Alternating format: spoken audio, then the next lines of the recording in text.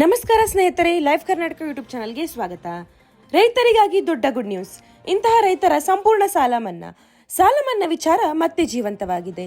ಸರ್ಕಾರ ಈ ಬಾರಿ ಖಾಲಿ ಮಾತಲ್ಲ, ಸಾಲ ಮನ್ನಾ ಮಾಡುವ ಎಲ್ಲಾ ಯೋಜನೆಯನ್ನ ಹಾಕಿಕೊಂಡಿದೆ ಅಂತ ಮುಖ್ಯಮಂತ್ರಿಯವರು ಹೇಳಿದ್ದಾರೆ. ಇಷ್ಟಕ್ಕೂ ಸಿಎಂ ಕೊಟ್ಟ ಗುಡ್ ನ್ಯೂಸ್ ಏನು ಅನ್ನೋದನ್ನ ನೋಡೋಣ ಬನ್ನಿ.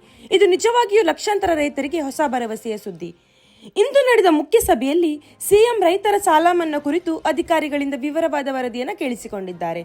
ಮೂಲಗಳ ಪ್ರಕಾರ ಮಳೆ ಹಾನಿ, ಬೆಳೆ ನಷ್ಟ ಮತ್ತು ಸಹಕಾರಿ ಬ್ಯಾಂಕ್ಗಳ ಸಾಲದ ಒತ್ತಡದಲ್ಲಿರುವ ರೈತರಿಗೆ ಪರಿಹಾರ ನೀಡಲು ಯೋಜನೆ ರೂಪಿಸಲಾಗಿದೆ. ಕೃಷಿ ಇಲಾಖೆಯ ಹಿರಿಯ ಅಧಿಕಾರಿಯೊಬ್ಬರು ಹೇಳಿರುವ ಪ್ರಕಾರ ಮೊದಲ ಹಂತದಲ್ಲಿ ಅತ್ಯಧಿಕ ಹಾನಿಗೊಳಗಾದ ಜಿಲ್ಲೆಗಳಿಗೆ ಆದ್ಯತೆ ಸಿಗಲಿದೆ. ಸರ್ಕಾರ ಅಂತಿಮ ಹಂತ ತಲುಪಿದ ನಂತರ ಅಧಿಕೃತ ಪ್ರಕಟಣೆ ನೀಡಲಿದೆ.